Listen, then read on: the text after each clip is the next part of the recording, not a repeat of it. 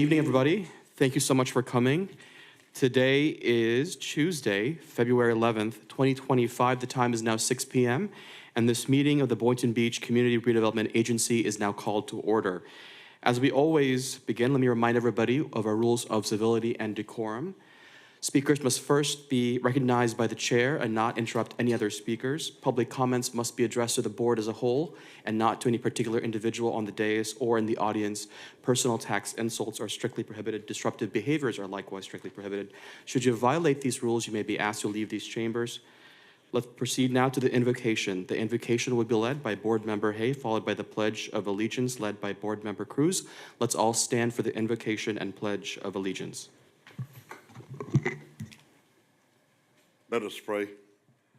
Heavenly Father, we thank you for another opportunity to serve.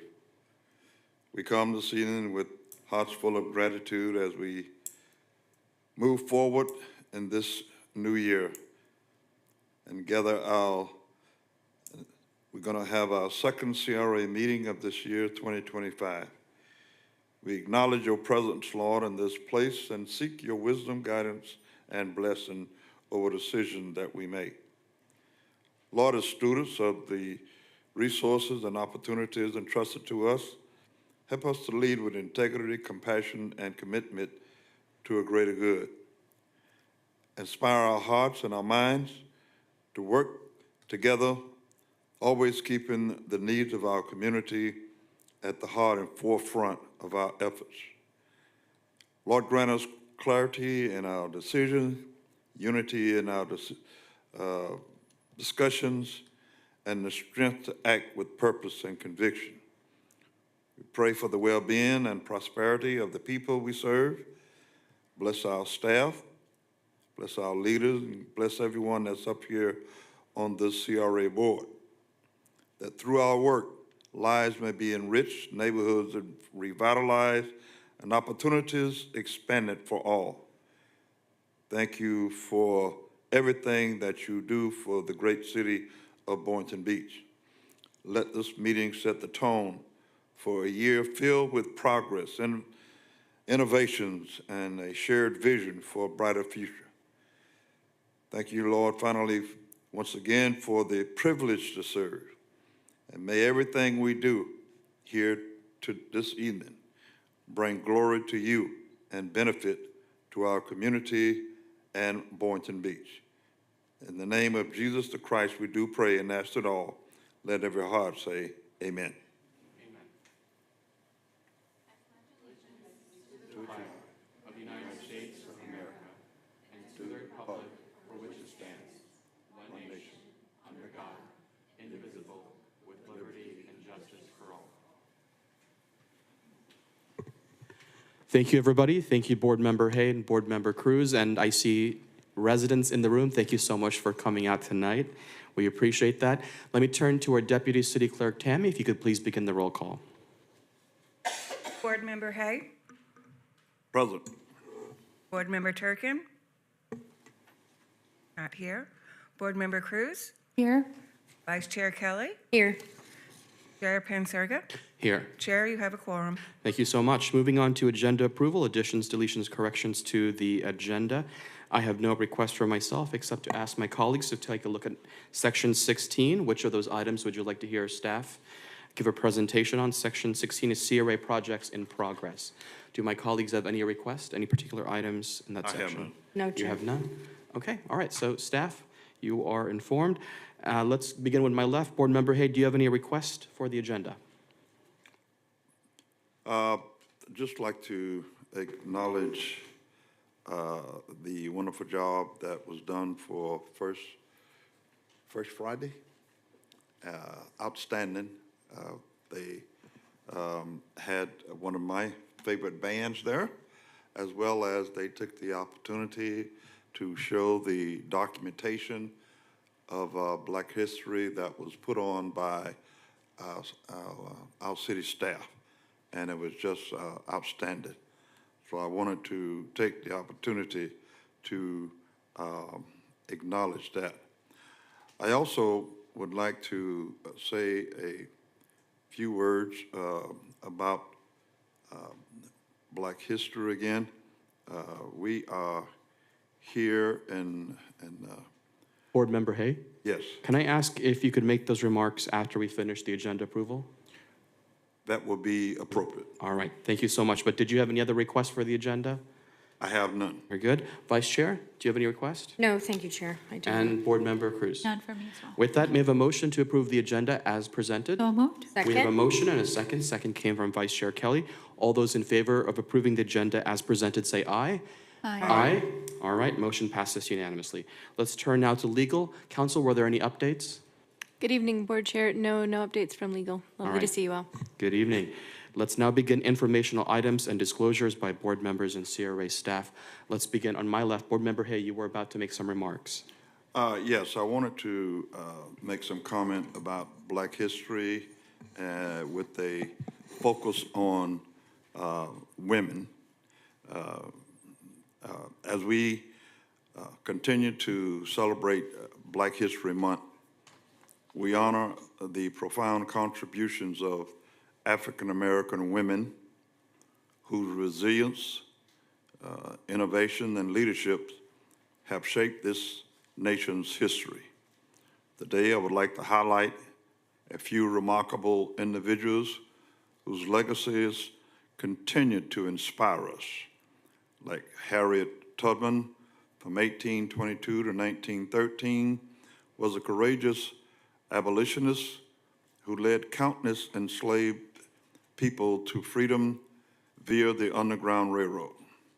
And we should continue always to tell the story.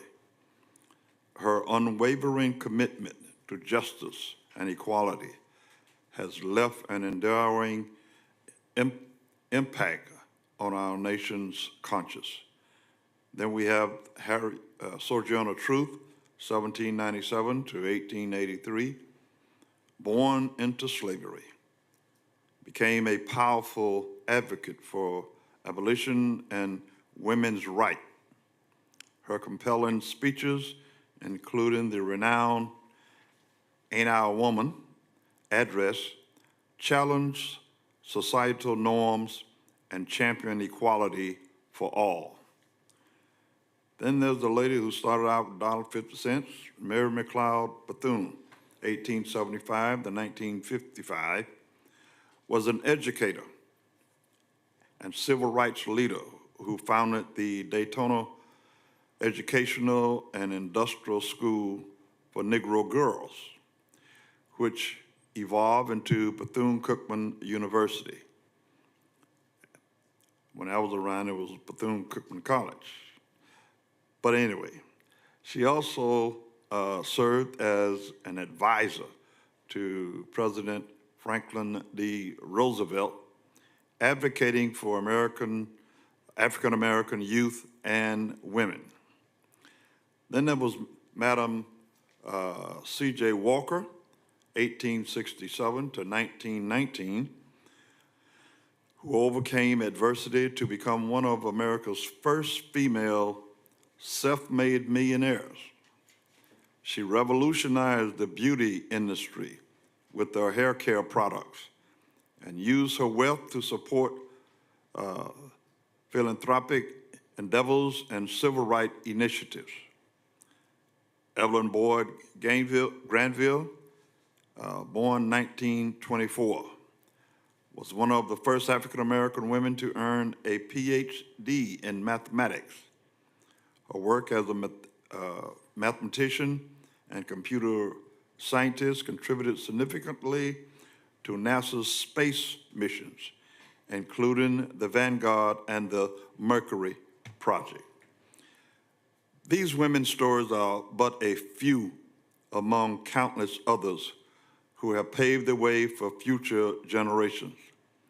Their determination and achievements remind us of the importance of recognizing and celebrating the contributions of African-American women throughout history. As we reflect on their legacies, let us commit to honoring their memory by continuing to strive for equality, justice, and opportunity for all. We thank you for listening, and God bless these United States of America. Thank you, Board Member. Let's turn now to Vice Chair. Any informational items or disclosures? Thank you, Chair. My only disclosure is I have had conversations with Jeff Burns regarding item 14F, as in Frank. Thank you. All right, thank you. Board Member Cruz? Yes, Chair. I did receive a call today from Jeff Burns regarding item 14F. Thank you. And as for myself, I received a call as well from Mr. Burns regarding the same item, 14F. All right, thank you so much. If I may, I did Yes, too you did as also well? receive a Okay. call. Great. Okay, let's move on to the next portion of the agenda. The next portion of the agenda is public comments.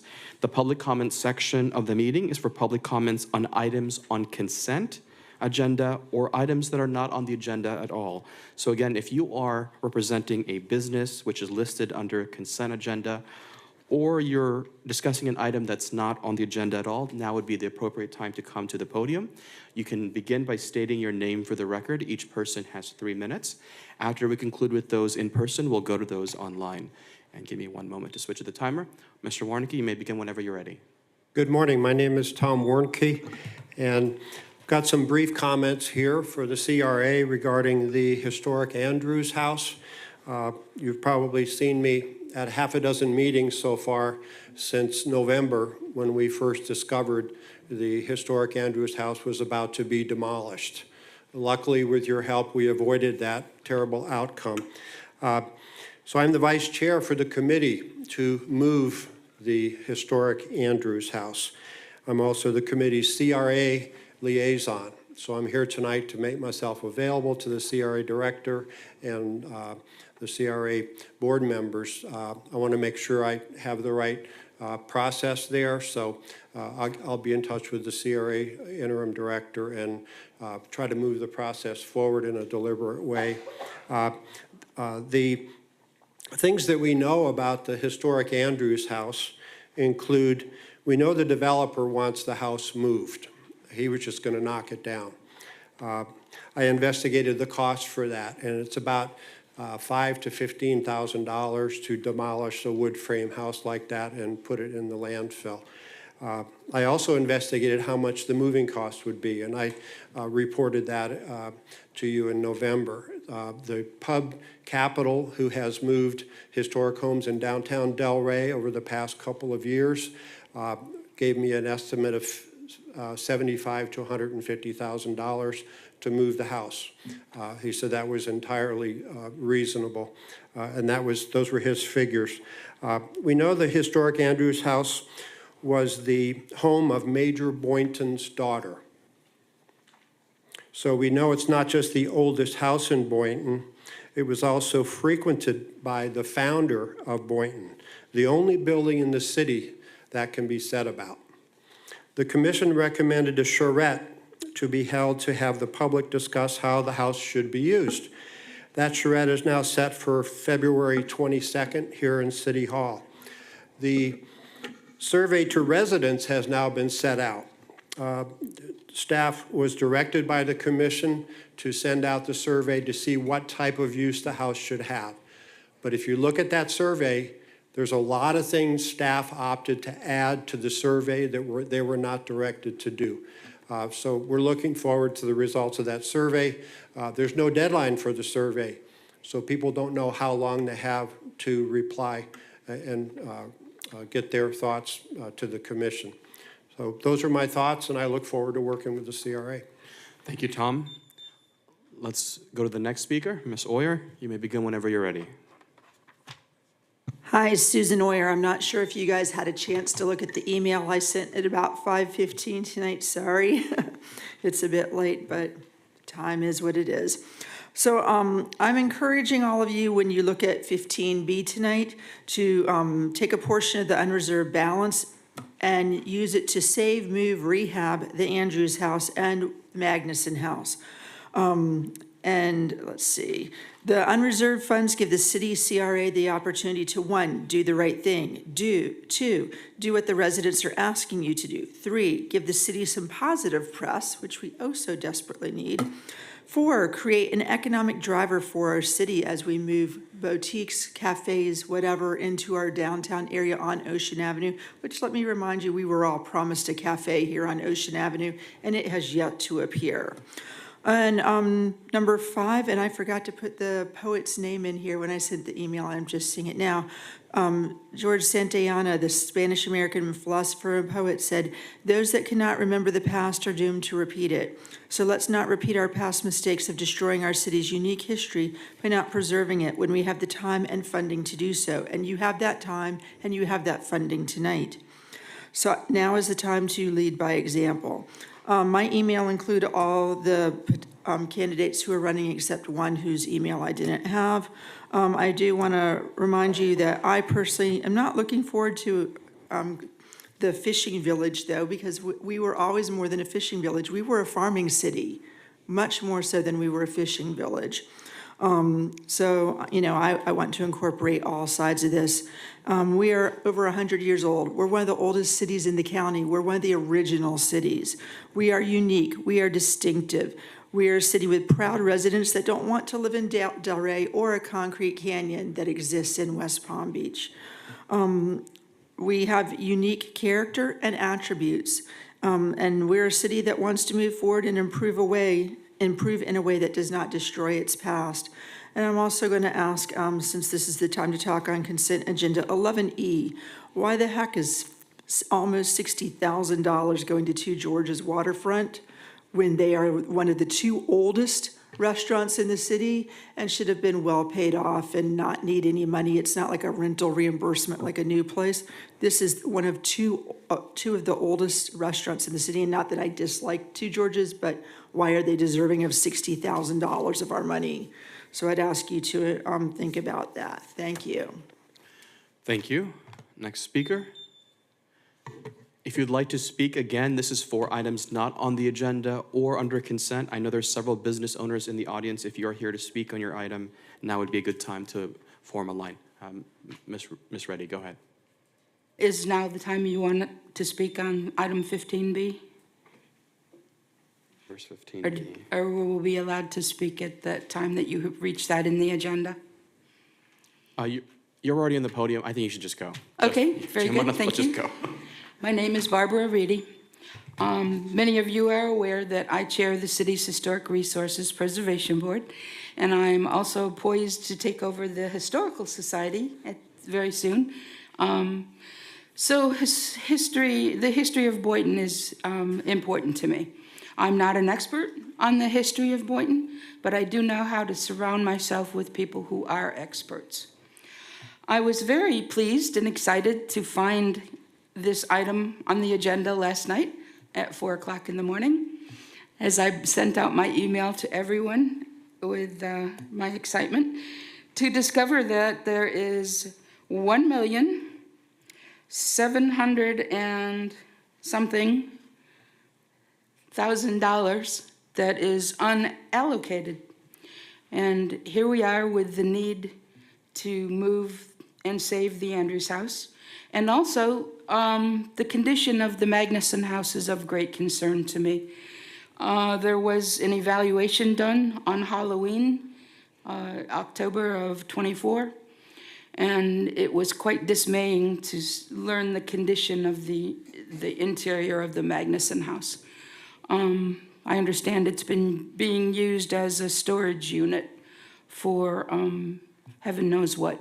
Anyways, there are 2 houses that we're going to need to work on, and these funds would certainly come in handy.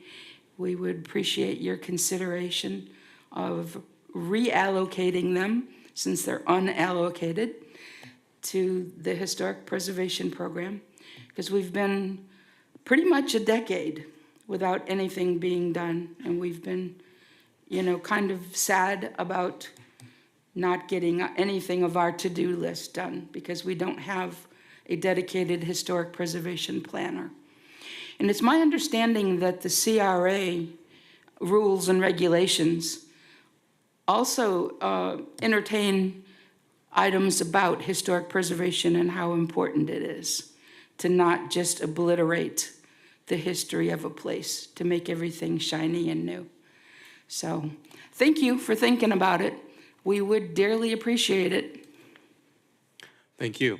Is there anyone else in the chambers that would like to speak under consent or items not in the agenda at all? Okay, with that, let me look online. Let me just double check. And I see no one for general public comments. With that, public comments is now closed. We're going to move on to the next portion of the meeting, which is consent agenda. Let's take a look at consent agenda. Are there any items that my colleagues would like to pull for discussion? Any requests? I have none. You have none? Okay. All right. May I have a motion to approve the entirety of consent agenda? To approve. Second. We have a motion from Board Member Hay. I heard a second from Vice Chair Kelly. All those in favor of approving the entirety of consent agenda, say aye. Aye. Motion passes unanimously. Congratulations to all the business owners here this evening. We're going to move on. The next portion is the CRA Advisory Board, their pending assignments and an update. I'm going to turn to our interim director. Mr. Tack, could you give us an update on the CRA Advisory Board? Absolutely. Good evening, Board. At the last meeting, which was on February 6th, the CRA Advisory Board reviewed ways above and beyond the normal city functions to beautify the area within the CRA district. They had quite the conversation and will be coming back and reevaluating again on additional ideas, as well as they preliminarily discussed the new assignments that were assigned to them back at the January 10th, 2025 CRA meeting as well. They had some very valid discussions, and I think they're going to have some very good opportunities to look at beautification as well as the 4 additional assignments. They did make one recommendation for acquisition of a property that we'll be bringing back before the board at the next meeting. Excellent. Excellent. Good. Any questions from my colleagues to staff on this item? With that, we'll keep going. Section 14, old business. The first item here is audited financial statements for fiscal year 23-24. Ms. Jenkins, take it away with your presentation. Good evening, Board. Jabara Jenkins, Accounting and Finance Manager. I will be presenting some highlights from the fiscal year end of 2024 for the audit. No, go ahead. Go ahead. We're just trying to figure out which is the auditor online, but we got it. Richie. Yeah, Richie Tandon. We got it.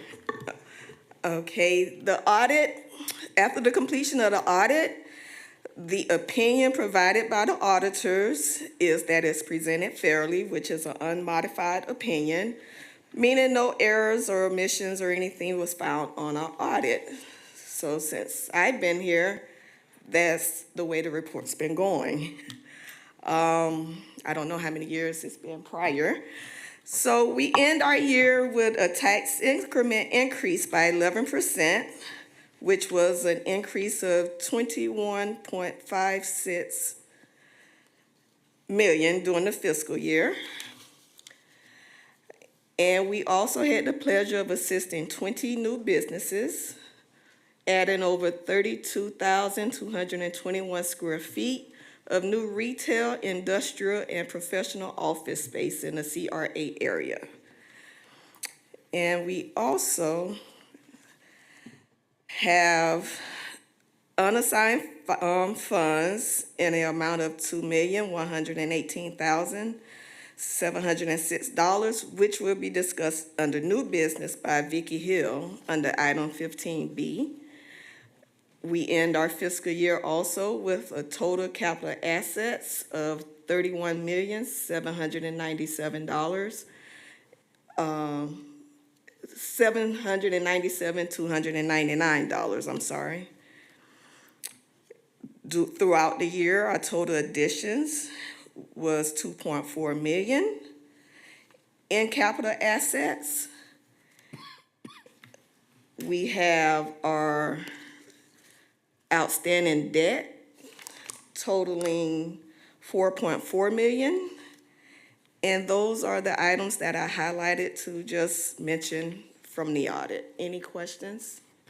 Thank you so much, Jabara. I think 16 years in a row of a 16. clean audit is a testament to the hard work you've been doing for us here and to the entire team. So thank you. Oh, and Rich is online if you have any Yes. additional questions. Do we have any questions for Richie, the auditor? Board members? All right, great job. We're good. Thank you so much, Richie. We do need a motion to approve and So accept. moved. Second? We have a motion from Board Member Cruz and a second from Board Member Hay. All those in favor of the motion to accept and approve the fiscal year 23-24 audited financial statements, say aye. Aye. Aye. Aye. All right, motion passes unanimously. Moving on to 14B, continued discussion and consideration of the preliminary designs for the MLK Entry Feature Park on the CRA-owned property located at 1101 North Federal Highway. Bonnie? Good evening, Board. Good evening. Bonnie Nicklin, Grants and Project Manager. So the last time the board saw this item was at the November meeting. Our design firm, AW Architects, came and presented 3 conceptual ideas for the vacant lot at 1101 North Federal Highway. Again, just a reminder that because of that lot size and setbacks and everything, it's limited in its options. So staff thought a design feature or entry feature into MLK and Federal Highway Corridor would be a great fit for this property. So after the presentation at the November meeting, the board's direction was to go out and get public input. And we launched a big marketing campaign throughout the community. We did community posters. We did the project boards. We rotated the facilities at which, where the project boards were posted. So we did Senior Center, as the Hester Center, Carolyn Sims Center, Cultural Center, City Hall, commission meetings, board meetings. We also attended the community meeting on January 20th, I believe. It's on the list. We also did the utility bill inserts, which went out to 25,000 inserts for that. We're on the city's newsletter email blast, which was 20,453 subscribers. And the CRA did several newsletter email blasts to almost 4,000. So we did our best to get the word out there, and we received 542 responses back from the survey. So we were happy with that. And I'll just provide a quick summary of those responses. About 92% of the responses were from Boynton Beach residents. We had 261 responses from 33435, which is the zip code where this project will be located in. We had an overwhelming response for version number 1, which is I Have a Dream, followed by version 3, and then which was Unity, and then version 2, The Arc of Justice. The most liked features were the overall natural elements with the pebbled seating, and the native plants and shade trees were the most highlighted. The least liked features, some residents, shared their concerns about maintenance, so not having anything that required a lot of maintenance. And then lastly, we had an option to provide additional features they'd like to see incorporated. And the largest response was public art, the incorporation of public art, an emergency call button, doggy waste bag trash cans, the ability to incorporate holiday lighting at the holiday season, decorative signage, and then incorporate famous MLK quotes throughout the lot. So that is the summary. We have the design team here for any questions, and we are looking at the board's direction on how to move forward with a final design. Thank you so much, Bonnie. So we can see from the results of the survey that the vast majority of people are supporting version 1, the I Have a Dream theme design. Can we take a look at that design quickly? And Thank you. I just want to confirm, does it not already have shade trees? Is there? Yes, and the design team can better answer that if they want Okay, to step up. excellent. Because the landscape is not finalized, from what I understand, that's preliminary layout. So I'll Okay. let Dwayne speak to that more. All right. Good evening, Dwayne. Good evening, Board. Dwayne Burrows, AW Architects. Clicker. Sorry, just a moment. How's everyone? Good.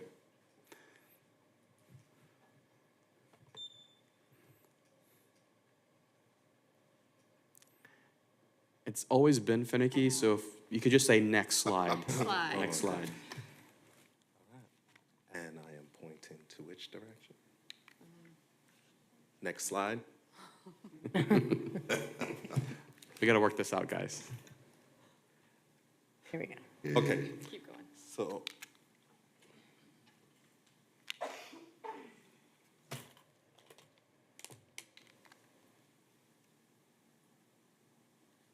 If IT is controlling it, I think it's going to be keep going until you see version. Yep, one more time.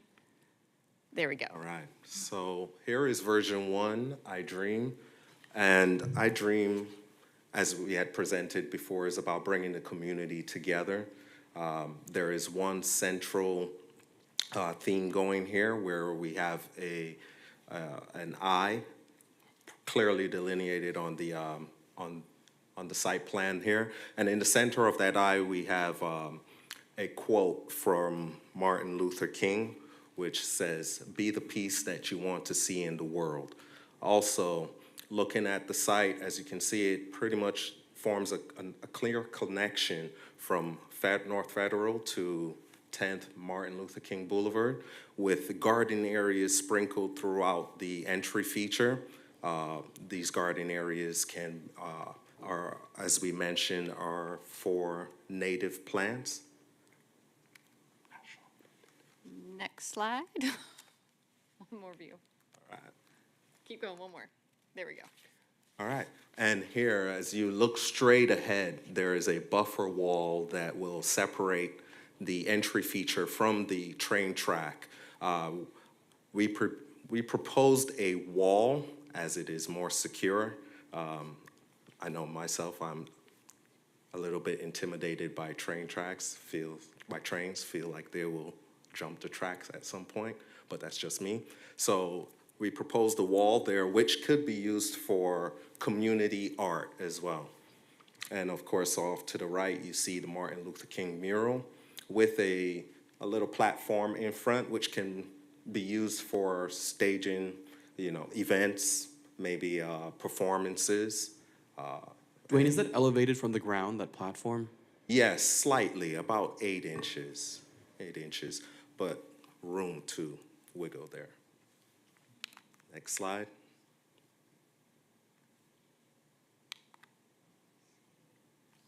Sorry.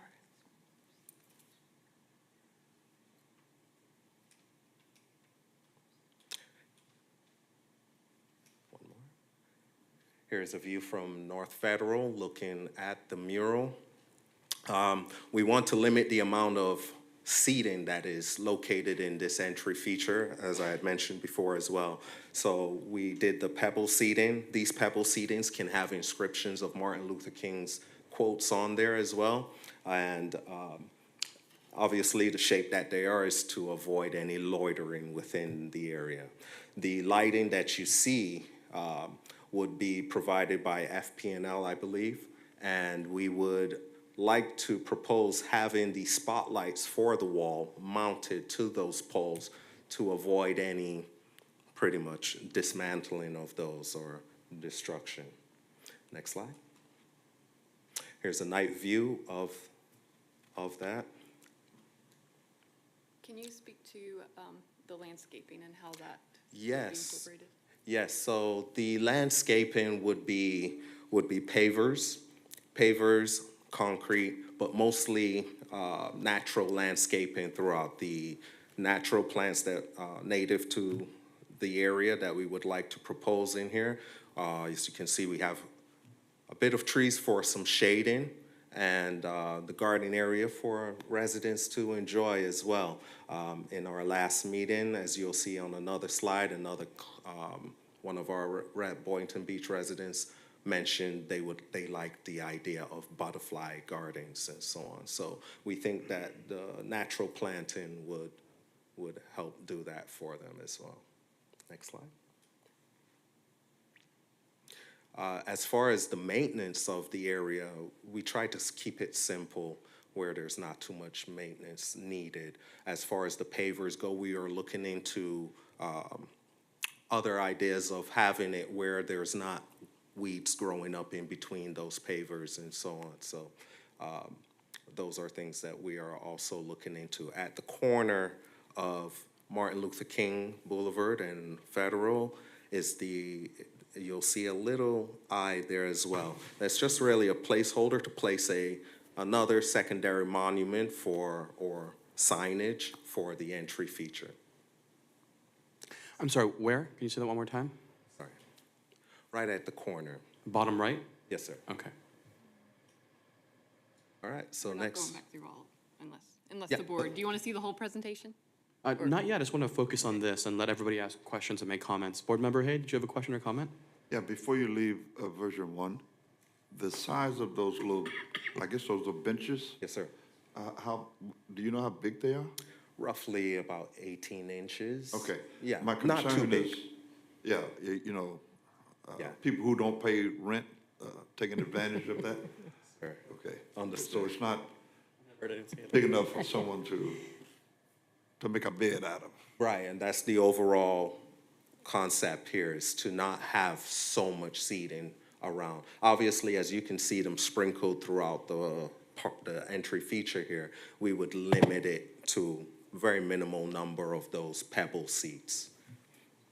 What's your first name? Dwayne, sir. Dwayne. Yes, sir.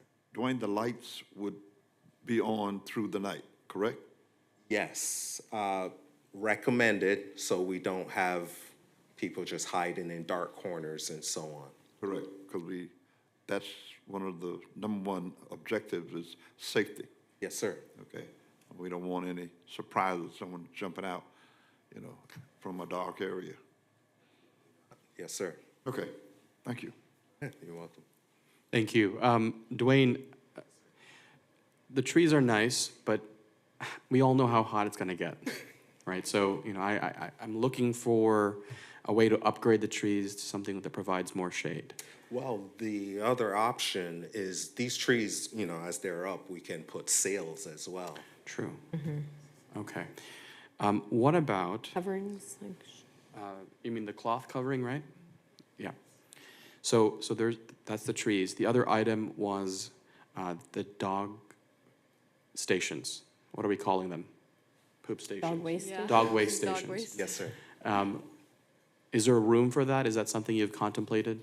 Yes, and there is plenty of room for those. It doesn't really take much room. It's just really a pole with a little station, which could be located at the entrance, either entrance of the entry feature. Excellent. People will inevitably bring their dogs here, Oh, yes, right? So we might as well be prepared. I will. Okay. I think that was a great point. Yeah. And, yeah, go ahead. I do want to ask a little more questions about these flowers down here. Yes, sir. Have we determined what type of flowers those are going to be? Because, you know, I used to put flowers down and call them impatiens and all that, and you had to change those things every year. This is not something like that, right? No, Good. we will have a landscape architect who will help us to determine what is the best low-maintenance planting to go there. And what about the type of trees again? Have we made a decision on the type of tree? We haven't refined that, but Okay. whatever it is, it will be local to the area and produce the least amount of maintenance. Okay, okay, we'll talk about that, yeah. Yes, sir. The board will see a final design, so we'll take your comments in your direction, and then they'll work with their landscape architect to bring back that final vision for Excellent. Okay, for your so- review and approval. What I'm hearing you say, Bonnie, is that you're gonna take suggestions from this one and that one and merge them all Yes. in and bring that back to us for final approval? Yes, staff will be working with the team based on these survey results and the board's direction tonight to work towards that final design to make sure all these elements are incorporated. And once they have that final design, it'll come back to your group as a review and approval process to go from there. And Bonnie and Dwayne, have you had conversations with our officers in terms of cameras? I mean, lighting is excellent. We need that for safety.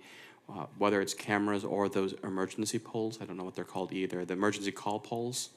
We have not had those conversations, but I'm sure we can. Yeah, we can absolutely have those conversations as a part of the design when we have a better idea of what the layout's going to be and, you know, what the viewpoints are going to be. We'll have a better understanding of where those would be best placed. All right, sounds We will good. definitely coordinate with her. Excellent. Chair. Vice Chair, yeah, go ahead. Yes, thank you. Dwayne, thank you for being here tonight and going over these presentations again. I do agree with you on the wall. I think that if we need to be cognizant of children and people and pedestrians, and this is a bright line track that runs along it. So I think anytime that we can add some safety barriers to those tracks, it's a positive. And I do like the idea of some sort of community wall or something however that plays out. But to make that also an additional kind of graffiti or mural wall, I think would enhance, the public art aspect of this area also. So I think that you've heard what the residents have, their feedback, and I don't think there was any that were unreasonable or that couldn't be added, to this design to just enhance it a little bit more. So I'm excited to see how this progresses. So thank you. Thank you. Thank you, Board Member Cruz. Do you have any questions for them? No, I think it was a beautiful job. I do agree with a little bit more of a shade or potentially putting like forgot the name of the shady sails. Sails.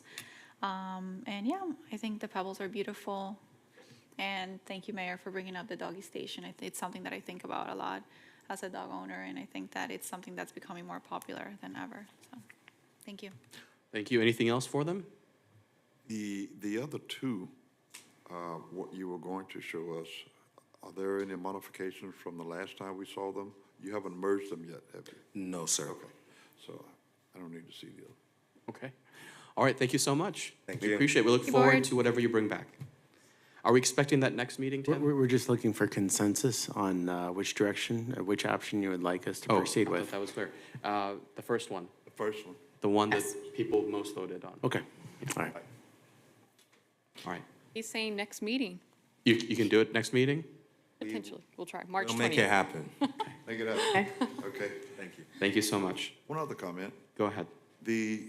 There are detectors for gunshots and stuff being put all around the city. Do we know where the nearest one to that park? Would you look into that? And We will coordinate with PD. I'm sure those are set up in a certain way in which it's most effective.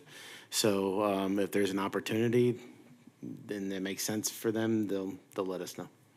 yeah, anytime you have gathering of people, No, yeah, but there's a certain Understand. coverage area, those things need to be, so.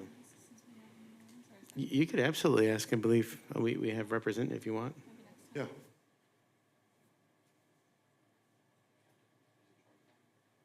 They'll have a better idea or understanding. Captain Brodolski is here. He could probably alliterate that or bring it back later, whatever the board would elect.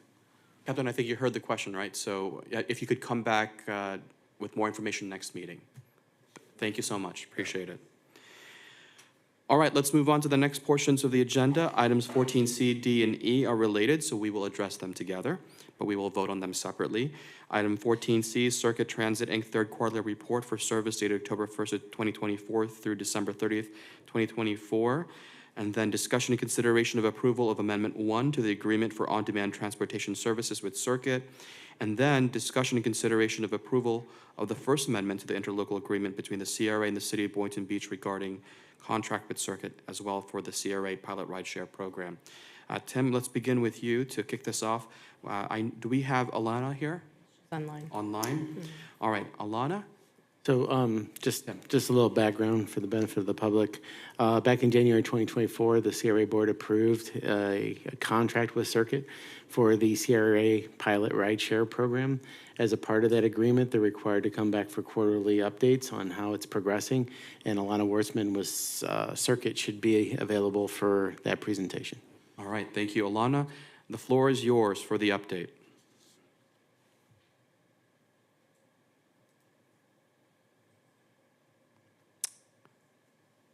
Alana, you there?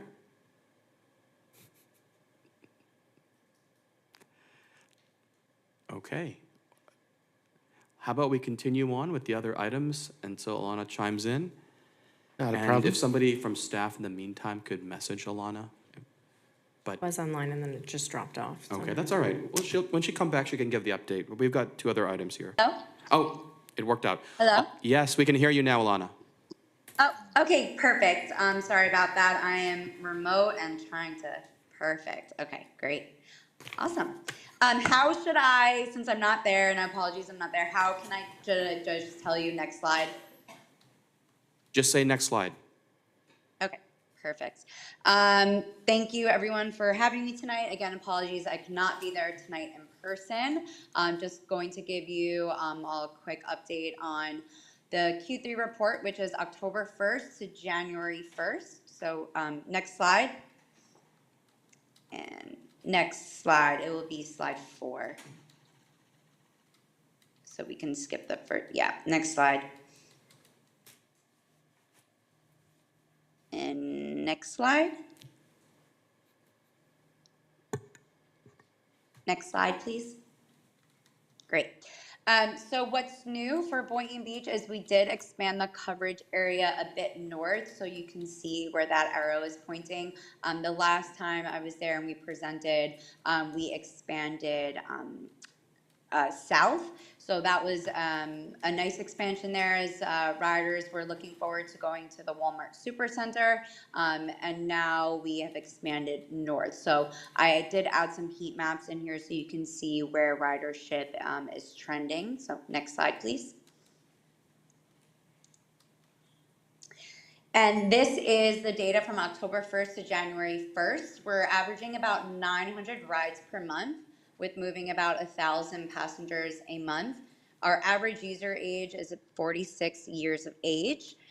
We have about 278 unique users, and I know the last time I was there, the question was how many new unique users we're getting, and that's basically an individual who signs up on the app and uses the Boynton location. So I can be one rider and I can request a ride 10 times out of the month, but I'm only considered one unique user. And I do have data on that in the next couple of slides.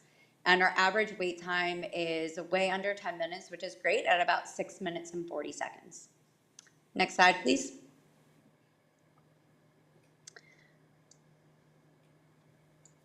So, yeah, okay, sorry, perfect.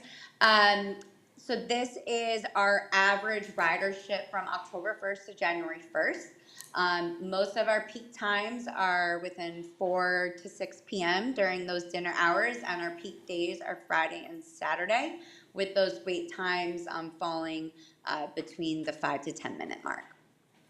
Next slide, please. All right.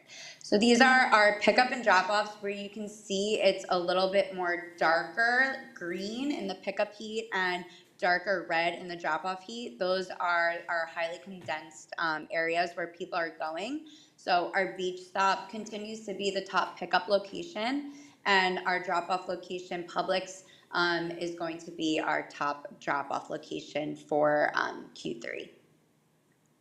And then those are the rest for the top 10. And you can see the south is getting high ridership there. You can see it's highlighted in bold and the yellow down south by Gulfstream. And then we are starting to pick up on the north. But most of our ridership is along the beach there. Okay, next slide. And again, this is only until December 31st, but you can see we are starting to trend upwards here in ridership. So our peak months were, spring break months, April, and we're starting to see that increase happen now, going into December, January, our peak season months. So ridership is increasing and trending upwards, which is great to see. Next slide. So this is Boynton Beach ridership for just Friday and Saturdays. You can see it's increased there during some holidays. So that was like around Halloween. You can see that big jump there. And then our busiest times on Friday and Saturday are the dinner hours. So between like 4 and 6 o'clock, people taking circuit to get to their happy hours there. And then it starts to drop off on the weekends around 8, 9 o'clock. And then next slide. And not too much difference here for Sunday through Thursday, just that it is slower in the morning times. But again, it's those peak here are all during the holidays. So you can see during Christmas, New Year's Eve, we had high ridership. So that was Sunday through Thursday. And then next slide, please. So these are our unique users. This is by ride request by unique users, which means that this is a brand new person who downloaded the app and is using the Boynton Beach location. So we have about 50 average new users every month. and we are actually trending upwards. I know this report is not for January, but I did pull this in January. In January, we had about 67 brand new users, which is a big jump from where we started back in July at about 37. So this is a great indication that people are using the app and learning about it and using it and new users. So averaging about 40 to 50 new users per month, with January being our highest at 67. Next slide. So this is just a year-to-date slide to January 1st. We've had about 7,971 riders, 5,770 rides, with our average ride rating at about a 4.9 or 5.0, which is great. That just shows that our drivers are truly ambassadors for the community. They know the community well. If I look at the reviews and feedback that riders are leaving, it's all very positive, and they're giving them, local tips and where to go. So it's so far it's doing pretty great in the community. Next slide. And this is just a quick slide on advertising. We did have a Sun Cruiser 4-week campaign during Q3, which was during December 23rd to January 19th. And this was a $2,500 campaign for the city of Boynton Beach. Next slide. And yes, so far it's been a great success in the community, and love working with the CRA team, and our drivers are loving it as well, and we really look forward to expanding. And if you have any questions, please do let me know. Thank you, Alana. Let's turn now Yes. to any questions from my colleagues here, Vice Mayor or Board Member Hay. How about the District 2 area, Tim? There was some questions and some concerns in the beginning. Can you give a status of where that is now, roughly? I believe if you take a look at the heat map, you can see that you're starting to get more populated drop-off and pickup within the HOB. So in comparison to, I think, the first and second quarter, and Alana, you can correct me if I'm wrong, but you can see a lot more activity within the HOB. Okay. I saw a sign on one of the cruises that says real tea, real vodka. How's the advertising? Is that from a particular company? Yes. Alana, can you elaborate on that a little bit for us? Sure. I'm unfortunately I am not in the advertising area of this work, but this is a brand called Sun Cruiser. So I believe they're like one of those like seltzer mixed drinks that you can have, and they branded on one of the vehicles for a $2,500 campaign. So that's over now. That ended January 19th. Okay. That's all I have. Thank you. Alana, we saw a spike in January. Was there anything different that was being done? Or is just a natural increase from people spreading word of mouth, or did something happen to make that happen? No, it's a great question. That is a tendency of South Florida as a natural increase when people are leaving, colder areas to come down here. So we actually see this in most of our markets, that January is start of our peak season. Great. Anything else from my colleagues?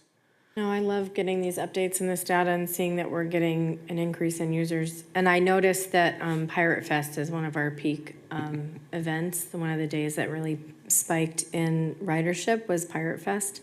So that's great to see that our residents are using that to come downtown to events and utilize this service. So it's great to see.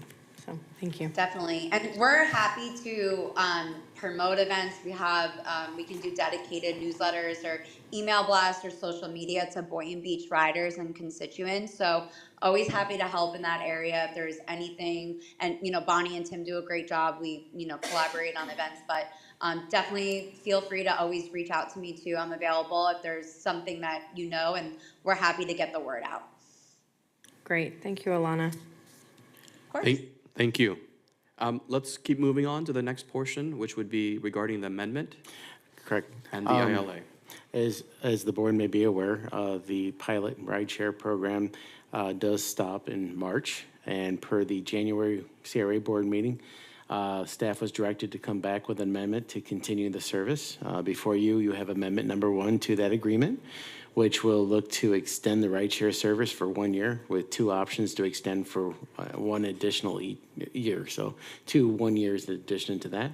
It would require board chair approval as it is drafted now. Just want to make sure that this is an agreement with what you want and just looking for your discussion and consideration as well as approval. And for clarity, Tim, it still goes to the board first. Correct. This would be going back to the board every single time, Okay. every year. Okay. And Tim, do you just want to continue talking about the ILA so we can address it together? Sure. In accordance with the beach fund that the city participates in, we have an interlocal agreement with the city, and this would look to extend that service for as long as we have this program. And I think it added the term to ability to terminate, if Catherine can speak to this. Good evening, Board Chair. Before you and on the day, as it wasn't published as part of the agenda, some later coordination with the city had a request that we add the ability for either party to terminate the interlocal agreement on 60 days notice to the other. That's a fairly easy ask. It's not a real substantive change in our opinion, particularly because the city commission and the board chair are the same people, so they'd have plenty of notice. So that's a change that's before you. And if you were to adopt it, we would request that you adopt it with that change. All right, so these are 2 items. First, the amendment to the agreement, and then the ILA. And anything else need to be said from staff side? If not, board members, do you have any questions for them? Catherine, did anything on the amendment, everything tracks our prior agreement? Yes, it tracks our prior agreement, both in terms of, the only real change is the extension. There was also a new statute that passed that requires anyone who's executing a contract with a local government sign an affidavit basically alleging that they're not using human trafficking. So we've added that in as a statutory requirement. It's not a substantive change. Great, thank you. All right, if there's nothing else from my colleagues, I have to turn to public comment on these 2 items. Again, these 2 items are 14D and E. The first one pertains to the amendment to the agreement with Circuit. Second is the ILA. All right, I see one person coming up to the podium. Hi, Susan Oyer. I'm wondering when you're going to extend this out to Tri-Rail. I mean, I would love to use this service. The hardest part of taking any trip anywhere is getting to frickin' Tri-Rail from your house. Uber cannot find my house. It is pathetic, but there are 4 streets with the same name in my neighborhood, and they can never find me. They like abandon me, and I have to go beg a neighbor to drive me to Tri-Rail.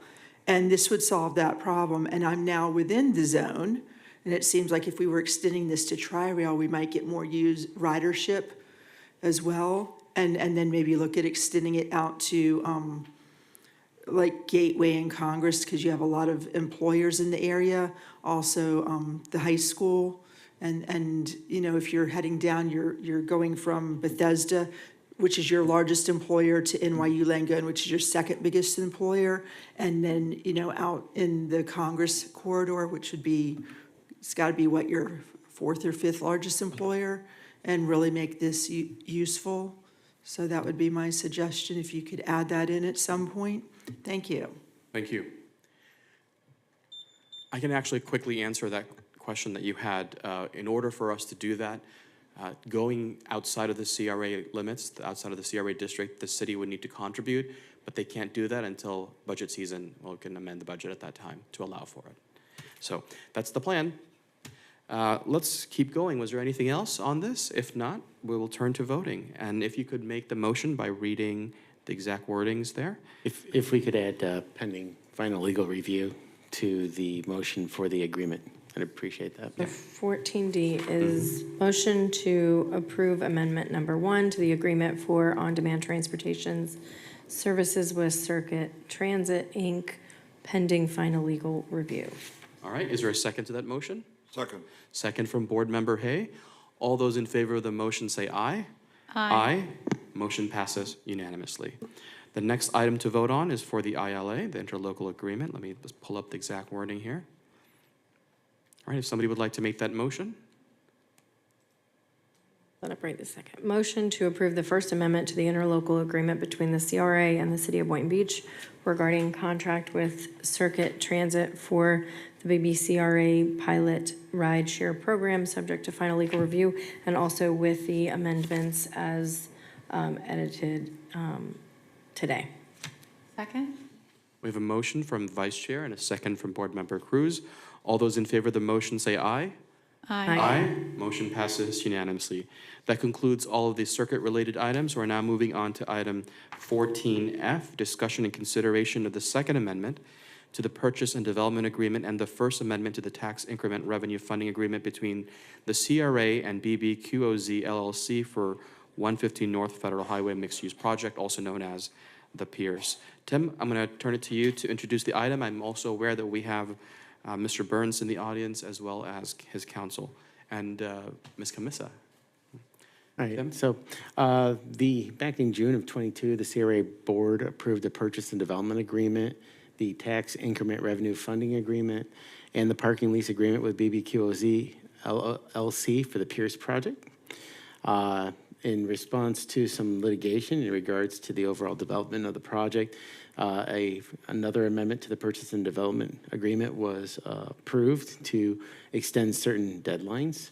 BBQ LLC has requested additional amendments to the purchase and development agreement. They're looking to remove the requirement to provide proof of financial closing prior to property closing. They are asking for this to permit pre-construction activities to occur within the right-of-way without triggering commencement of construction obligations and deadlines. As such, to effectuate that, there are certain terms that would have to be addressed within the agreement, and Catherine can go over those in detail with you. All right, counsel, please. And also provide the updates that you mentioned. Yes, thank you, Board Chair. Good evening, Catherine Rossmell. As Tim said, this proposed amendment to the existing agreement is before you at the request of the developer. The main element of this request is to allow the developer to close on the property prior to receiving confirmation of financial closing, but would preserve the requirement that financial closing occur before commencement of construction. There are a number of portions of the contract that are affected by that type of decision, and so those are also a part of the amendment. For example, there would be changes to the reverter clause to say that if the evidence of financial closing doesn't occur, then the property would revert in that circumstance, and some related language around that. I will say, as Board Chair you alluded to, I spoke with counsel for the developer earlier today, and they did agree, and I'll allow them to correct me if I am misstating this, but that if there were any legal fees associated with the CRA's need to revert the property, and the courts found in favor of the CRAs that the developer would be willing to cover those fees, that is an attempt to mitigate the financial risk to the CRA of turning over the property prior to financial closing. And what the other portion of this that's fairly significant is it allows pre-construction activities to occur prior to the commencement of construction. This agreement is created so that certain deadlines are triggered based on other activities. So it's sort of a waterfall structure. So once commencement of construction starts, that triggers off deadlines for other follow-up deadlines. This would preserve the existing deadlines, but allow right-of-way work to occur without triggering those deadlines. So to summarize sort of the key points of this, the main thrust of this would be to allow for the property to transfer ownership prior to a financial closing having been effectuated. And then there's some language to sort of minimize the risk to the CRA in that circumstance. However, it is the CRA's typical practice to require evidence of financial wherewithal to complete a project before turning it over. And so that is where we sit. Thank you, Tim and Catherine. Let me turn to the developers now who made this request so they can give us some background on the request itself. And if anybody else from your team would like to come up, please do so now. Good evening. Jeff Burns with Affiliated Development. So I'll give you a little background on how all this came about. So the original structure that we had in place contemplated the financial closing. We sign our GMP, close on our financing with our bank, and we close on the land and simultaneously get going with the project. As part of the process of once we got into the permitting process, it was discovered that in order for us to close on our financing and in order for us to get going with vertical construction and sign a GMP with our contractor, we had to relocate some utilities. So there's an FPL overhead line and some underground a sewer main that goes down the alleyway in between, behind the Ace Hardware and the Bradley Miller building there, which is close and too close to where we're going to be constructing the garage. So in order for us to start construction, our lender and our general contractor don't want to take on the unknown risks of dealing with the utility companies, which have varying timeframes depending on who you're dealing with. We're left with a couple of options. The first option is to take on the risk, leave everything the way it is, extend out our contract time frame for about 12 months to allow for us to have ample amounts of time to deal with the public utility companies. The challenge, of course, with that being that it would require us to start construction on the south portion of the site where Hurricane Alley is currently operating. What that would do is create a longer period of time for Hurricane Alley to be down, i.e. not operational, and of course the fear being that they would lose out on their employees between the time that we demolished the building and got their new structure up.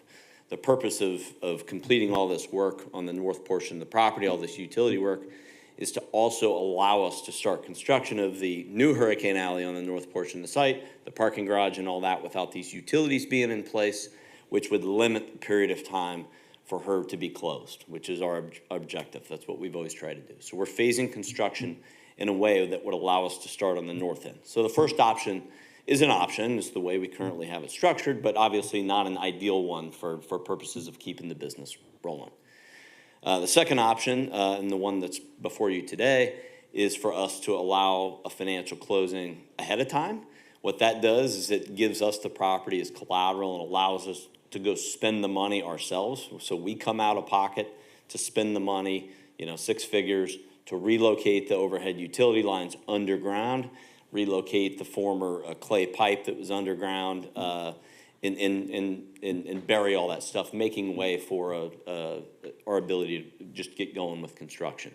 And so the purpose of the amendment is so that we can go spend the money to do that. So a greater financial risk from our standpoint. It doesn't change the time frames. You still have reverter. Catherine's done a very, very good job of protecting the CRA. But it would effectively increase our ability to get this project going quicker, minimize the period of time that Hurricane Alley would be closed.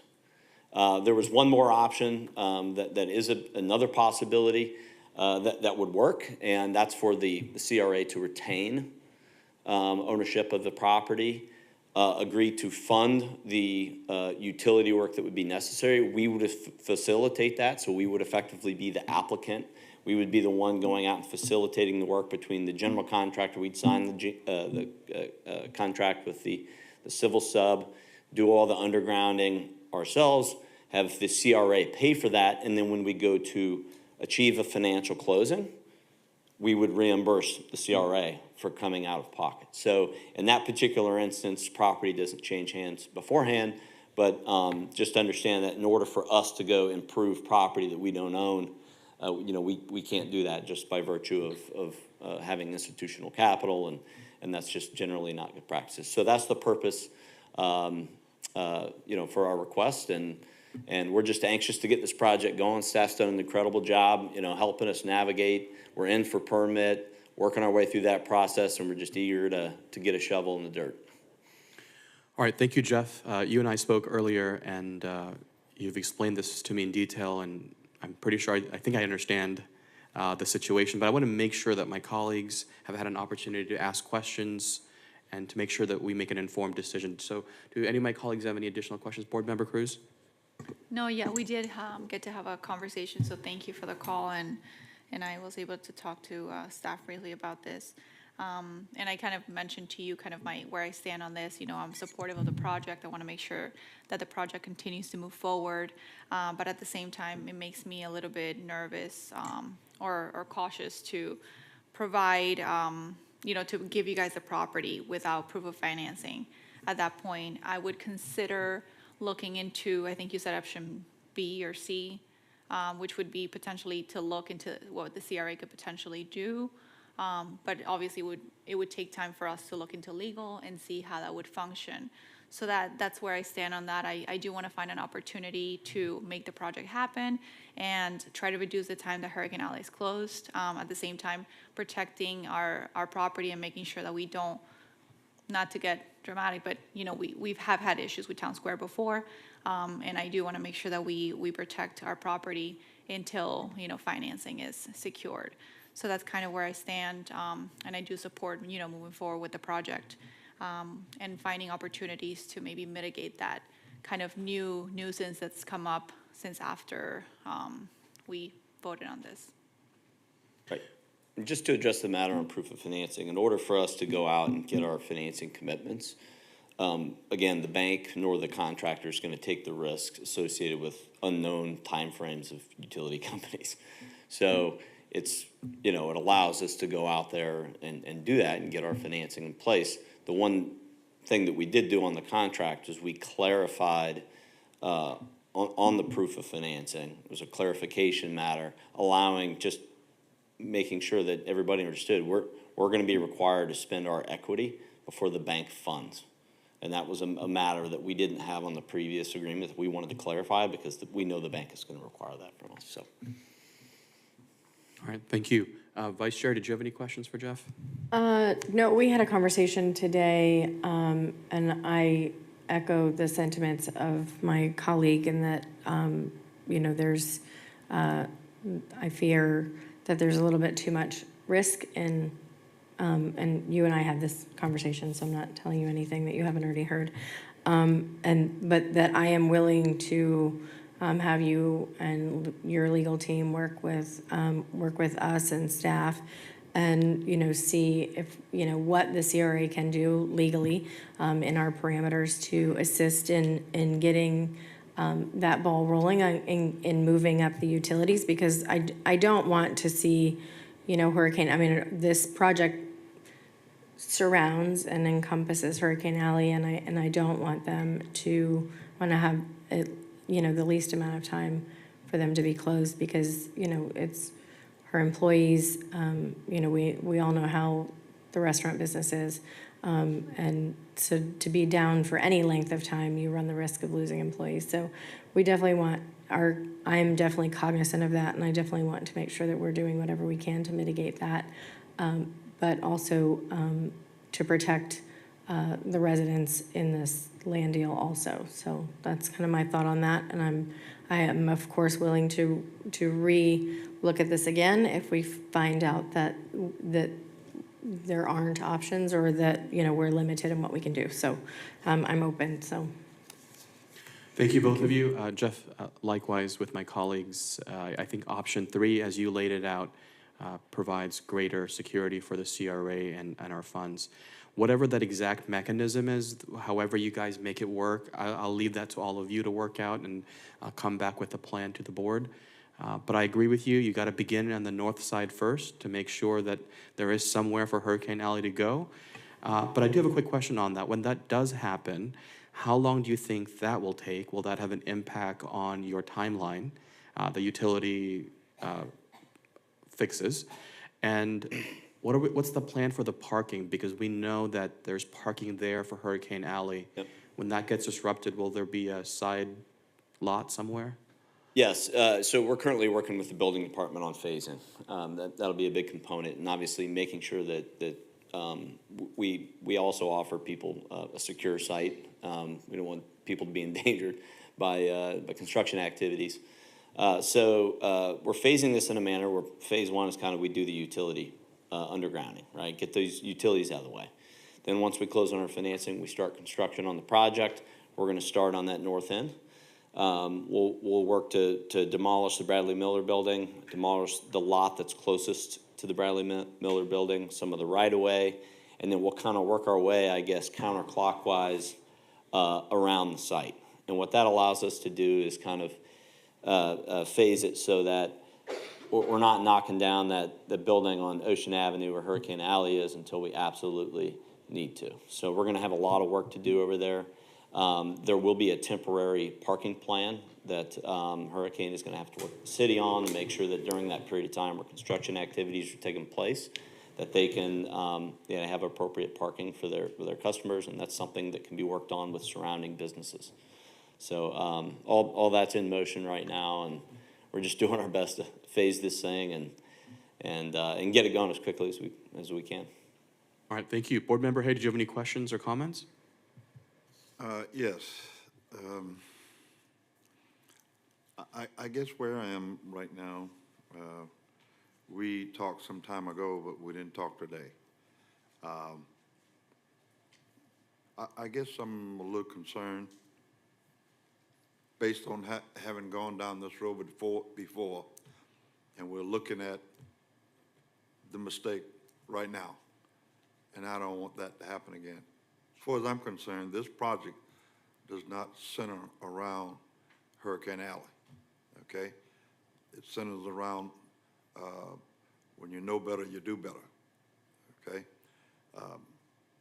I don't see we had an agreement, and now we're coming back and wanting to change that agreement. And I really don't see what's in it for me, type of thing. Is it gonna be faster? Is it gonna be better? Is it gonna be cheaper? Those are the kinds of things that I don't see coming from what you're saying. Now, I can go along with option number 3. We take another bite at this apple, but I haven't heard the answers to those questions. I mean, why do you need to have the land now where you didn't before? And so I just, is it for your proof of finance, you now go get the loan? I don't know those things, but it just, something doesn't seem right here to me, okay? And I'm just being honest with you.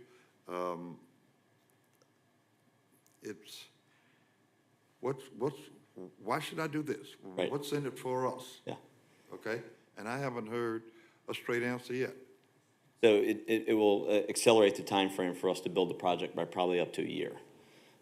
It will be safer because we'll have the undergrounding of the overhead utility lines, which are currently within a 10-foot span of where the building is going to go, which OSHA will not let you erect a parking garage within that proximity to overhead power lines. When that starts, does that start the clock ticking? So what we're looking to do is take on more risk by spending money to get these utilities out of the way in a matter that allows us to expedite the delivery of the project by up to 1 year. Without doing this, we are taking on a much larger time frame, and we don't have to spend that money up front.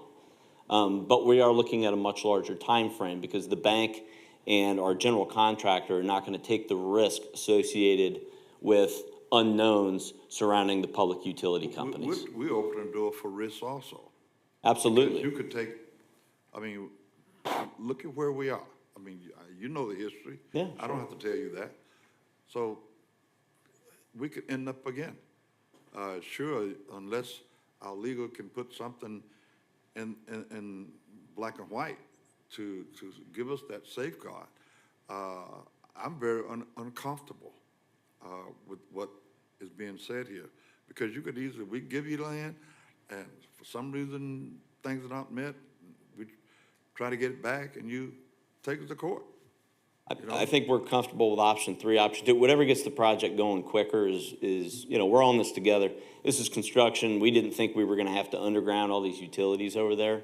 We learned that as part of the process, and so we're dealing with it. It's not unusual. It's not unusual to encounter that. You never know the quality of some of the infrastructure that's around you when you get into a project. The more you get into it, the more you learn about some of the specifics associated with it. But I hear what you're saying. I really Sure. do. I Yep. really do. But I heard that before. And we ended up in hot yo-yo, okay? So, I want, something, to give me that assurance that we don't end up again where we are now. And I don't hear that. Yeah, And you maybe currently that's the part where you and legal and Tim and whoever get I think that's together, something legal can handle. Well, I would absolutely. recommend that's something that legal can work on. legal Absolutely. can work on to give us that assurance. Right. Because I don't see what's in it for us. I really don't. So can I jump in here for a moment? Jeff, I heard you say earlier that this could expedite the project by a year. Is that something that you can commit to in writing? Well, we don't have time. I can guarantee you that it will expedite things, because without that, we are at the mercy of the public utilities. And, I can't tell you what FPL, I have no control over them. They're a massive organization. They move at their own speed. They show up on site when they want to. So, that but what is I can fair. tell you is That is fair. it will undoubtedly move much quicker if I can take this out of the equation up front versus pushing this off to the contractor. And to your point, a board member, when we structured this initially, there were a lot of things that were done differently than the town square project. And one of them being a reverter clause in there that allows for the property to go back to the city in the instance that we don't follow through and do what we say we're gonna do. You guys have ample amounts of protection. She's done a fantastic job making sure of that. We would want nothing else but that. Our job is to go build this thing, and we're doing our best to work with the city and the CRA to make sure that this thing gets going as quickly as possible. We unfortunately got delayed due to an outside party that decided they want to bring a legal matter against the city. That was something outside of our control, but we've exceeded every time frame in our contract with you guys substantially. We're moving forward as quickly as we possibly can. And I feel as though the current protections that the CRA would need to make sure that another town square doesn't happen is in place, and we'll be committed to work with Catherine to make sure that if we do move forward with option 3, that those same protections are existing. Well, that's where I am. Work with Kathy and option 3 and bring it back, and we take another look at it. Just to extend this to you, however this shakes loose, however this, we have monthly coordination meetings with FPNO, and our staff can assist with coordination efforts and making sure that we can expedite the process of getting through FPNO. The sewer's a little different, I heard. Yeah. Did I hear clay pipe? Yeah, there's some clay pipes in there. In order for us to put the overhead lines underground, the clay pipe won't allow us to put it within the same area because it could get damaged. So we're having to change the pipe to something more substantial that would allow those overhead lines to go within that same area. And I'm within the assuming right-of-way. there's no lining option with that, the VCP, right? The what now? Could we line that? Oh, Is yeah, it- we're gonna have to concrete encase it. Okay. Yeah, it's, there, the civil engineers are, working very closely with staff, and with the public utility companies. My team's doing a fantastic job. I think we got a good plan in place on how we need to do it, but any help you can lend us is great. I I mean, we're would all in this definitely want to together. extend that. I extend it to everybody because just that open line of communication and having that, monthly coordination keeps them on task and, Yes. Helps everyone. So I just want to extend that to you. Yep. I don't know what communications you've already had, but seriously, if we would be more than happy to host that, and you guys, if it's Rinka or whoever it Yeah, is, sure. we can facilitate that. Okay, thank you. All right, thank you so much, everybody. Tim, you have clarity in the direction to work with Affiliated on an alternative plan to make this happen. Okay. Okay, and bring back to the next meeting. Okay, thank you. All right, Jeff, thank you. The next item is 14G, which is related to 15A, so we will address them together.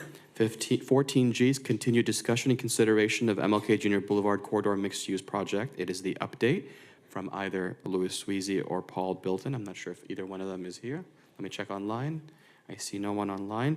And the related item is 15A, discussion and consideration of a waiver and ancillary agreement for the development agreement with Wells Landing Apartments LLC for the Heart of Boynton Shops. And Excuse me, Board Chair. We do Yes. have a representative from Centennial with us. We do? Yes. Oh, come on up. Megan. But if I could just introduce this real quick? Yes, and of then, course. I just really wanted to give you an update on the commercial part of this, which is this is. Unit 101, they have a draft lease now in place for urgent care, primary care clinic. We did lose Unit 102 because of the 102. 102 is Agape. They were it's more of a wellness and well-being. They did drop out because of the additional increase in price. So Unit 101 was looking to expand into Unit 102 as well. So we'll have one tenant for Unit 101 and 102. Unit 103 has their approved permit for construction. And Unit 4 is waiting on some additional from CMC in regards to the submit for the subcontractor for permit issuance. They are electing to utilize their own contractor as opposed to Centennial's contractor, which is adding a little bit extra to this. Unit 105, 106, 107, and 108 are starting on construction here in the short term. It's my understanding they were laying out some of the underground, getting ready for pouring the concrete slab, as well as preparation of the stub-ups. So Megan here is a representative from Centennial, is here for your questions, or if there's anything you want to add to that, you're more than welcome. Hi, so I'm Megan Harden. I am the project manager on the shops. I'll be on site as well, and a great go-to to get into contact with Paul, George, or Lewis. I can push and get answers, so I'm here to assist with the progression of this project. We have started plumbing. It started laying Monday afternoon, and we'll continue on to the other shops on 101 through 104 once we get to that point, and hopefully by the end of the month, we'll be pouring a slab. Within the month? By the end of the month. That's what we're looking to do. It will also depend on where we get with 101 and 102 and their plans. They're also addressing some issues with the actual, it's one thing to have the plans say one thing, it's another thing what actually gets built, so they're having some coordination issues, but they're working through those. Anything else for Megan on the update, board member? Now, how many are open now? Like, we don't have, No, we are leased up fully. Yeah, no. We Bon- sent over the lease for the urgent care today, so. Right. Bonnie, if you would like to come and give a little, Bonnie is Bonnie is our expert. She is, That's really wonderful news. Yes, good evening, board. Again, Bonnie Nicklin, Grandson Project Manager. So yes, there's leases in place for everything. Unfortunately, we did lose Unit 102, but I met a great family. They are going to be opening a urgent care and using both Unit 101 and Unit 102. Great. So they hope to use part of it for urgent care and the other for primary care. Unit 103 is a dentist. Unit 104 is a Patois Pizza. It's a Haitian pizzeria. Unit 105 is Big John's Eatery, but he has a brunch lunch spot in, is it Royal Palm? I always get the palms mixed up. just But on he's Southern. he's bringing it, his express version here. So it's Big John's to go. So it'll be lunch and brunch. Then there is the Law and Mediation Office of Diane Andre. And then it is Sylvia Gillian. She is doing her professional services. She does taxes. She's a broker, real estate classes, business coaching, a wide variety of services. And then it's the NOP office. So all 8 are leased up. So we've got medical, dental, Yes. legal, 2 restaurants, And food. legal. food, It is a one-stop shop. taxes. What else do you need? Yes. Yeah, we're really excited. Bonnie, is Talk it about live, work, and Genesis? play. Who's taking 101 and 102? Is that Genesis Urgent care. for the urgent care? No, this is a husband and wife. They're physicians in an ER locally, and they're opening their first urgent care. Yes, it's going to be expedited health. Love it. Great. Great. Wonderful, thank you. Yeah, no Thank problem. you. All right. Thank you for pivoting and thinking outside of the box on that, because I know this is, Yes, I'm won't very rehash, but I'm glad to see it moving. And thank you for coming in and being the liaison, and I'm sure you'll push it forward and keep things moving in the right direction. So thank you. Thank you. Thank you. Tim, could you jump into the waiver?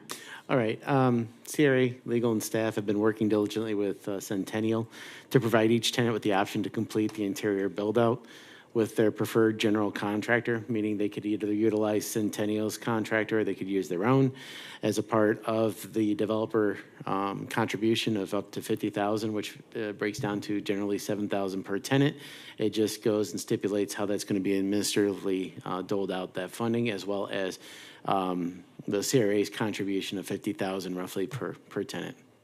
So it basically gives an agreement between Centennial as well as the CRA on what those expectations are and how that's going to be administered. If I may add just a little clarification to that, Tim got that all exactly right. But because our agreements are with Centennial and they're not with the tenants, there's a necessary amount of friction that's been in the system because Centennial is not going to be building out each of these units anymore, and we've previously agreed to that. This was a way to sort of expedite and remove some of that friction so that the money can more easily flow to the contractors performing the work and be adjusted as is necessary in the construction costs as the particular sites have been built up. So it's really, it's not a change in the substance terribly much in what was going to happen. This is much more of a process and streamlining type agreement. Thank you. Questions from my colleagues to council or staff? Nothing? All right. Is there anyone who would like to speak on this item from the public? Now would be the time to approach the podium. Seeing no one in the chamber, is there anybody online? There's nobody online. Public comment on this item is now closed. Now I'll entertain a motion to approve this To item. approve the waiver and ancillary agreement to the development agreement with Wells Landing Apartments LLC for the Heart of Boynton Shops. And we have a second from Board Member Hay. Thank you so much. All those in favor of the motion say aye. Aye. Aye. Motion passes unanimously. The next portion is 15B, discussion and consideration of fiscal year 23-24 budget amendment for unreserved fund balance. Good evening, Vicki. Good evening, Vicki Hill, the Finance Director for the CRA. How is everyone this evening? Right before Valentine's Day, that's a reminder. Valentine's Day. Okay.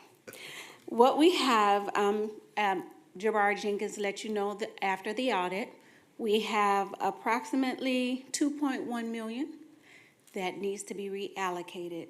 Staff is asking that we put it in 400,000 go to economic development, and the remaining balance of $1,718,706 go into property acquisition. Keep in mind, it can go towards anything that you like. If we place it there and you decide to put it anywhere, we can do that, or any other projects. Vicki, how much do we have set aside for the grocery store, the line item in that budget? We have over $2 million for the grocery store. I'd take a look, but it is over 2 million. Yeah, I think it's, over I two. thought we were I can pushing get you 4. the exact amount as soon as, I didn't bring that with me, but I can let you know we have over 2 million. All right, thank you for that. Questions for Ms. Hill? Yeah, go ahead. I just have one quick question. I am, do we I was hoping it was in the backups, but it's not. The chart, kind of how everything, our line items of where our project, I guess, funding Excuse me. is going. Hey, Vicki, could you possibly pull up the budget real quick?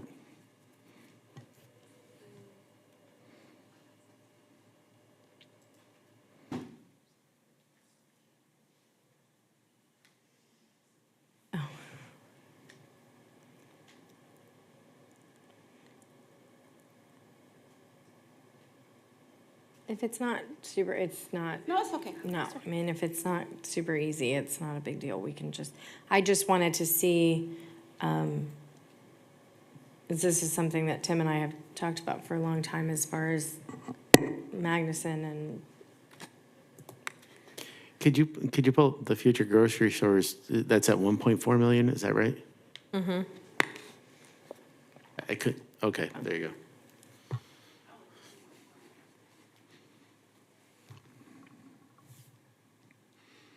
I got the parking garage mixed up with the grocery store, so I apologize. That's okay.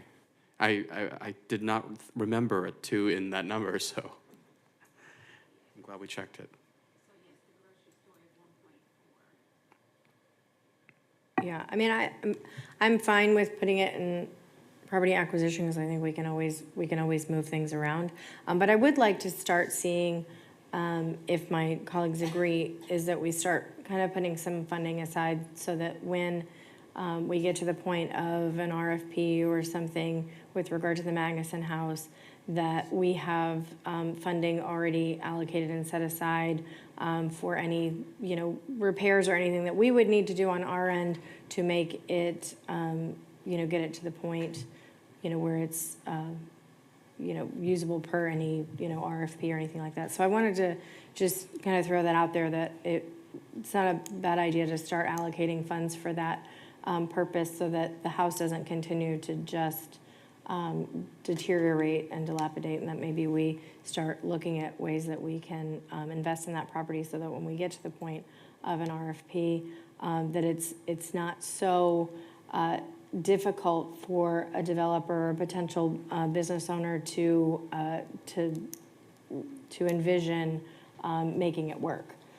Because as it stands right now, the amount of funding it would take to get it up to code and up to use is significant for somebody who's trying to come in there. And so I am just wondering, and wanting to get some consensus from my colleagues as far as how they feel about, starting to set aside money and looking at being proactive on that property instead of just continuing to let it deteriorate. Thank you, Vice Chair. I like the idea. I have a couple of questions. Number one, about how much money are we thinking? I don't know if you guys have checked that out yet. And number two, is this something that we could extend to the Andrews House?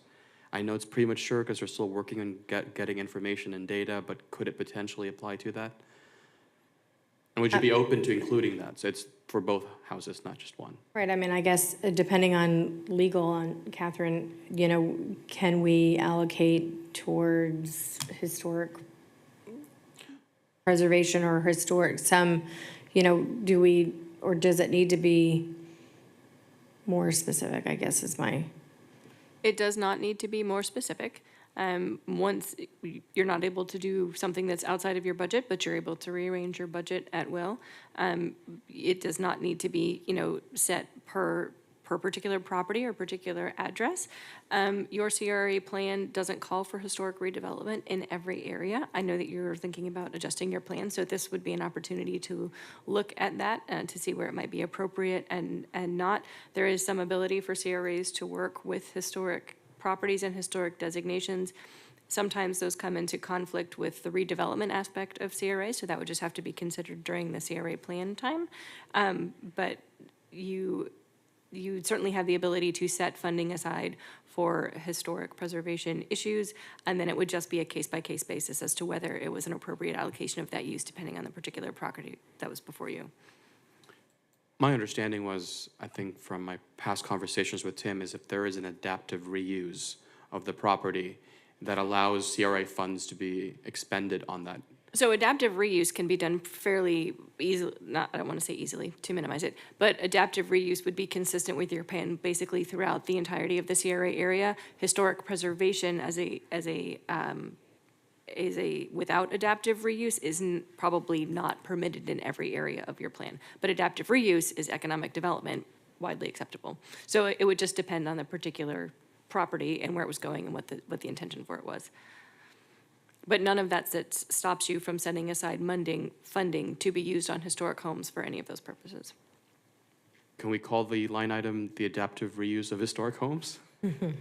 I actually like that, and if I can Go go ahead, next. go ahead, Okay. board member. I actually wanted to request if we could put aside maybe $300,000 to potentially, help with the move of the Andrews House. Again, assuming that the use that we end up choosing for the Andrews House would be something that's relevant and appropriate for the purpose of the CRA, which would be to reduce slum and blight, economic development, and things of that nature. I'm just going to ask, would you want it that specific, or would you want to set aside money for? More general would be Okay. better. I would prefer more general as well, to give us some leeway, because it may not just be moving. Correct. It might could be who something knows? else. And it may not just be one property, it could be 2 different homes, or it So- could be an so RFP. Would you So- be looking at potential adaptive reuse and just leave it that generic? Or do you think it would be something more, we could be looking Of at? Of historic properties? Yes. I would title it that way. I like that. Yeah, just because, I mean, I am tired of looking at the Magnuson House and just seeing us kick the can down the road. And so as much as I'm in support of the Andrews House and whatever we end up deciding to do, but I also don't want to continue whatever happens with that. I don't want us to lose sight of the Magnuson House and continue to watch that deteriorate, because it is not in good shape and we are just kicking the can. So that's kind of my position. So I'd prefer not to specifically allocate it, but to have it general so that we can start working on that and looking at, what we need to do to progress that forward. Am I hearing a will to? Before you conclude, I want to give Board Member Hay an opportunity to chime in. I have no opposition on that. I agree. Okay, thank you. Is that something, at least the Magnuson House, is that something that you would want staff to start evaluating now? Beyond just the allocation, or do you think that would be more appropriate later, in which the board could weigh in, or how? What do you mean by evaluate? You're thinking about contemplating an RFP?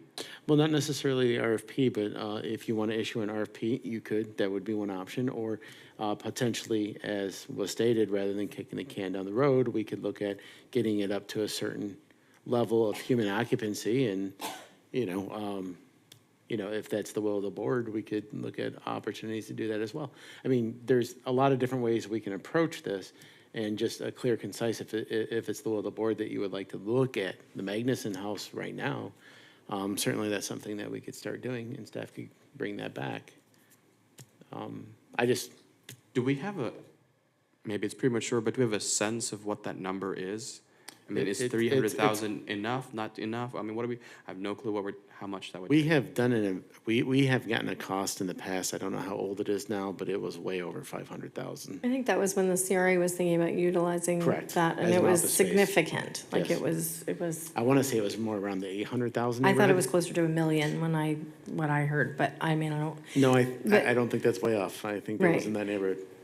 So this could be just a seed funding, right? And then in time, the next cycle, we can pour more money into it. But to your question, I also, because I heard someone mention something about in October it was evaluated. That's the first I've heard that it was evaluated by somebody or the conditions of it. So, I mean, if there has been some I want to know what we're looking at so that the next time we have extra money or we have a project, but I want to see it progress and start moving in a direction. And if that means we use this money to have somebody come out and tell us, do a new report and tell us what needs to happen to get it up to code, or how much it would take to do this, the basic, how much it would cost to do a little bit more, and how much it would cost to have it be ready for somebody to sign a lease and move in. So I think that we'll continue to get this barrier of just putting money aside unless we start actually acting on it. And so my Agreed. desire would be that we hire, maybe this funding gets used, we can have more conversations, but maybe this money gets used to hire somebody to come out and evaluate the property and tell us, where the property sits now, and give us some options as far as, what their recommendations are to get it to, phase 1 or phase 2 or phase 3. That's my position on that. Vice Chair, couldn't agree with you more. Great points. So let's have some consensus here first, one thing at a time. So are we all in agreement in creating a new line item in our fund here that says for the adaptive reuse of historic properties? And Board Member Cruz, you recommended $300,000. I was thinking, yes, Chair, maybe Is that a 300, number 350 everyone's- minimum, but Three. now that we're talking about two different homes or two different potential sites, the number might need to increase. Well, you're right, but in time. But we have a seed funding to get it started. Right. Talking three. Yes, she made a 3 as a starting Yes, point. I agree with that. Okay, We so. move it up to 350, just in case that we have to pay consultants to look into the. We can always move it from We can somewhere always else move if we find out we need more money. Let's stick with for it. 3. Okay, so we have clear direction on creating a new line item in the budget that says adaptive reuse for historic homes. We're setting aside $300,000 for it. Right. And this is just the beginning. Then the second item is, are we all in agreement to direct staff to begin the process of evaluating the Magnuson House so we can understand what needs to be done to make it active once again? Yes. Did I understand you correctly, to get the process Correct, to going? start that process, because our downtown is gonna start moving, and I feel like if we don't, then we're just letting it Because we need some sit. concrete numbers, right? Right. What does it take? Right. How much does it need to Right. get there? Okay. Are we good? So we have two clear directions. Tim? So we would be looking at getting some sort of assessment to get an idea of what we need to do Yeah, and get a starting point and then bring that back to the board. yes, please. Yes. Thank you. Thank you so much. Before we move on, I do have one request. We did mention the grocery store, and it is at 1.4, not at 2, but at 1.4. 1.4. And so I would like to move it up to 2, if possible, and even 2. Yes. Yes. Yes, we need But- a grocery store. Okay, so are we all in agreement with that? Yes. Yes. Okay, that's part 1. We have consensus there. Part 2, similar to the house. Yes. Can we get direction, can we give direction to staff to begin the process of, what do we need to do, Tim and Catherine? Do we need to put an RFP for that? Do we need to put some sort of public notice to say, hey, to the market, that we are looking for someone to build, and so on and so forth? What kind of notice or marketing do we need to do to get the process going? What I would anyone's ask interested. is that you let us come back next month with a suite of suggestions for you. Okay. And because there's a range available to you, you can entertain unsolicited proposals, you can solicit proposals, you can go through an RFP, RFQ. There's quite a number, so let us lay out for you all the options and then go from there. Because if we are gonna have 2 million in there, I want the market to know, so people are interested in actually carrying it out and building it, right? Right, and land, and what we have. Yeah. What we That's need our to look largest at. challenge, because Yeah. if we've had previous discussions, you need a certain amount of acreage to accommodate whatever that you're looking for. Obviously, certain sizes they're gonna have different requirements, so. I have some ideas. I will touch base with you guys, and, yeah, I'll leave it there. We'll do it All offline. Okay? Thank you. Actually, in our conversation, we didn't specify from which of those, Vicky, was that clear, or did you need us to specify, take it from property acquisition or the other item? Because No, sir. So what's gonna end up happening is, the 400,000, we were okay with that going to economic development? yes, I don't want to touch that. Yes. that's Okay, good. the 300,000 is going to go for adaptive reuse for historic properties. And, we're gonna put 600,000 for, the grocery store. And anything that's remaining will go into property acquisition. I see head nods. Any questions for Vicky while she's still up here? No, I just want to commend both of my colleagues, the board chair, for really putting the grocery store at the forefront. It's something that we've talked about for many, many years, and, thinking and evaluating to seeing where and what potential locations it could actually go really sets us in the right direction to start moving things forward. And then I appreciate that. Vice Chair Thank you. Kelly, also Team you effort. mentioned a really great point with regard to the Magnuson House. It is true. I mean, we're looking at a package deal, and if we don't do that, we're really not moving in the right direction. So thank you for both of you. Absolutely. Thank you. Let's move on. 15C, this is the last item, CRA Board Discussion and Consideration of Acting Executive Director Salary Review for fiscal year 24-25. I'm going to turn to our CRA attorney, Catherine, to open the item. Thank you. Happy to introduce this item so that Mr. Tack is not forced to discuss himself. As you all know, Mr. Tack was hired as an assistant director in November 2021. And by October of 2023, he was sitting in the acting director chair, where he has continued to serve in that role without the benefit of an assistant director, which is the role that he was originally hired to fill. That role remains waiting for him at the salary appropriate to that at the moment when an executive director is permanently hired. But until that time, he is receiving the additional compensation as well as the car allowance that would ordinarily be given to an executive director, fulfilling all the duties that he has. You're currently receiving more than that. Yes. Not for the car allowance. No, not for the car allowance, sorry. The salary is above, the car allowance is not. And so at the board chair's request, we have brought before you just an opportunity to consider whether there should be some adjustment to Mr. Tack's compensation while he continues to serve in the acting executive director role. A summary of his accomplishments has been included as well as the job description and his current compensation. If you have any questions, we're happy to answer them. And I know that staff has done some investigation of previously done some investigation of nearby salaries that they can discuss, so that's sort of where we sit. Thank you. I'll start off the conversation by saying I'm comfortable with a 6% increase. I'm not sure if my colleagues agree, but this is a conversation. What do you think? I support that.